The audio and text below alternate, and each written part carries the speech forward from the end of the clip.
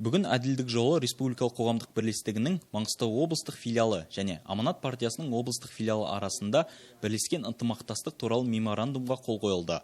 Келісімге сәйкес, әділдік іздеген азаматтардың құқықтық сауаттылығын арттыру және құқықтық мәдениетті қалыптастыру, азаматтардың құқықтарын, бостандықтары мен заңды мүдделерін қорғау бойынша күш-жігерді біріктіру көзделген. Айта кету керек, Әділдік жолы қоғамдық бірлестігі мемлекеттік сатып алулар саласында, квази-мемлекеттік секторда, сыртқы және ішкі сыбайлас жемқорлық тәуекелдерін талдау қазірдің өзінде біраз тәжірибе жинап үлгерген. Құжатқа қол қою арқылы тараптар мұндай ынтымақтастық сыбайлас жемқорлық тәуекелдерін анықтап қана қоймай, сонымен қатар олардың туындауының алдын алуға мүмкіндік беретін, ерекше оң нәтиже беретініне сенім білдірді. Меморандумға қол қою рәсімінен кейін тараптар құқықтық мәдениетті қалыптастыру, азаматтардың құқықтарын, бостандықтары мен заңды мүдделерін қорғау бойынша бірлескен жұмыста бір-біріне сәттілік тілеп, қоян-қолтық жұмыс жасауға уағдаласты.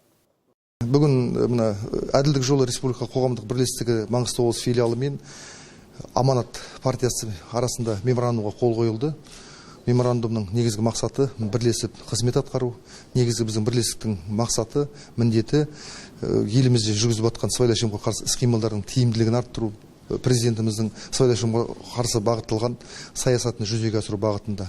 Сол бағытта біздің бағыттарымыз бір болғандықтан бірлесіп Аманат партиясымен осы қызметті жүзеге асырамыз деп жатырмыз. Жұмысымыз жемісті болады деген ойдамыз.